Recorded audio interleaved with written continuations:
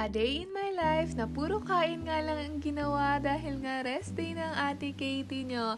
At heto nga, sabi ko nga dito magsasakura hunting nga ako kung saan merong may magandang park pero nauwi na naman sa kainan.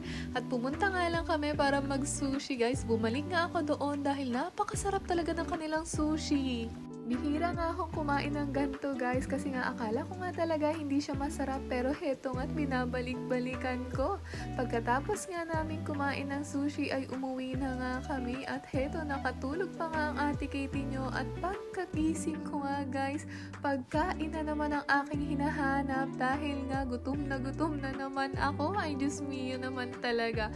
Puro kain na nga lang ang ginawa at alam nyo ba, alas 6 na ng gabi dito ako nagising. Talaga naman.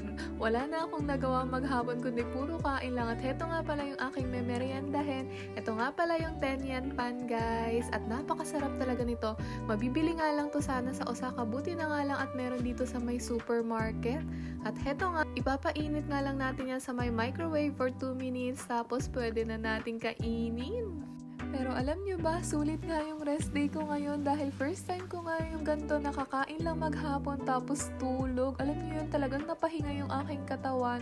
Pero heto nga, lagi nga akong rest day kaya lagi naman talaga akong nakakapagpahinga. Pero yung tulog ko nga lagi kasing bitin dahil nga busy ako makipag-engage, mag-edit, mga ganon. Alam nyo ba yun? Wala na akong halos time para yung makapagpahinga talaga ng diretso. Pero this day talaga worth it kasi puro kain tapos tulog lang yung aking ginawa. Heto na pala guys yung 10 yen pan at mozzarella cheese nga pala yung nasa loob niyan. Tignan nyo naman, o diba nakakatakam? Ay talaga naman. So, yun lang guys for tonight's video. Thank you for watching and follow for more. Don't forget to like and share.